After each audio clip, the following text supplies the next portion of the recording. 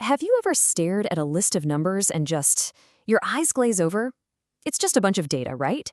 But what if I told you that inside those numbers, there's a story just waiting to pop out? Well, today we're going to see how to turn confusing data into a super clear narrative. Okay, take a look at these. Just 7 numbers. At a quick glance, what do they tell you? Anything? Is there a pattern? Are they all clustered together, or are they really spread out? It's kind of tough to say, isn't it? And that's the thing with raw data. It doesn't really speak for itself. You know, in a world that is just overflowing with information, it's so easy to feel like you're drowning in data. But don't worry, we have a hero for this story. It's a simple, really elegant chart that can tell you what's going on almost instantly. Let's meet the box plot, which you might also hear called a box-and-whisker plot. So what exactly is it? Well, think of a box plot as a visual snapshot of your data. Its entire job is to show you the spread and the center of your numbers using just 5 key values. Seriously, that's it.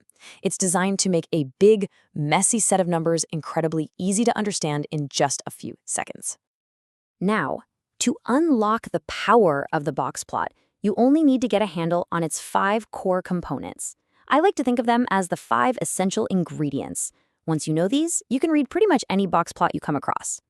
First stop, the easy one, the minimum. This is exactly what it sounds like. It's our starting point. When you line up all your numbers, the minimum is just the smallest value in the whole list, the absolute bottom of your range. And on the complete opposite end, you've got the maximum. Again, no tricks here, it's just the largest number in your set. So these 2 points, the minimum and the maximum, they act like bookends. They define the total range of your data, showing you the full spread from the very lowest to the very highest. Okay, now let's find the heart of our data. That's the median. To find it, you've got to sort your numbers from smallest to largest first. And once they're in order, the median is the number sitting right smack in the middle. It perfectly splits your data into 2 equal halves. 50% of the numbers are below it, and 50% are above it.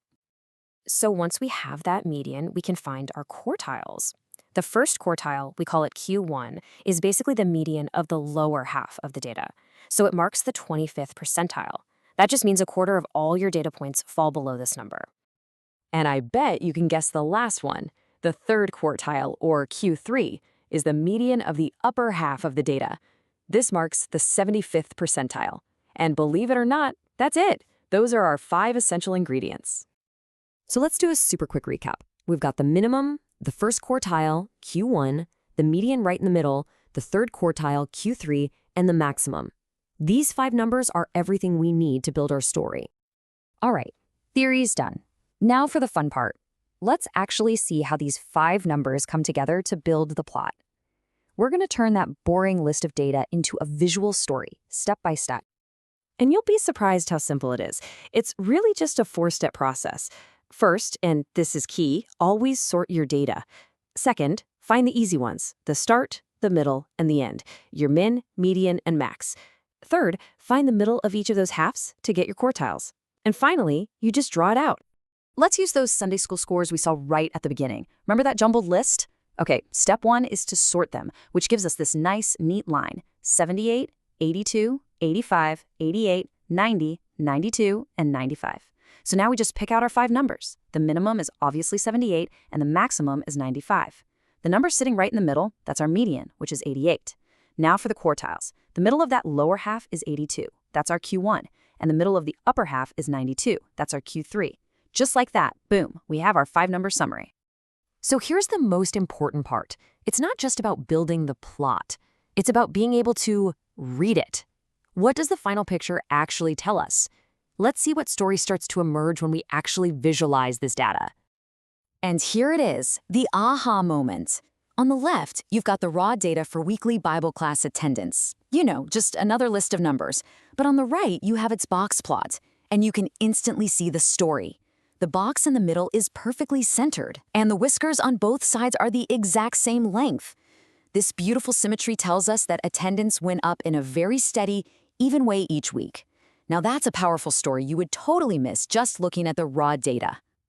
And this works for any data set you have. For our Sunday school scores, the box plot tells us that the middle 50% of students, the main chunk, scored somewhere between 82 and 92. For a list of chapters read, we could see that most students read between 3 and 7 chapters. Each plot tells its own unique story about how the data is spread out.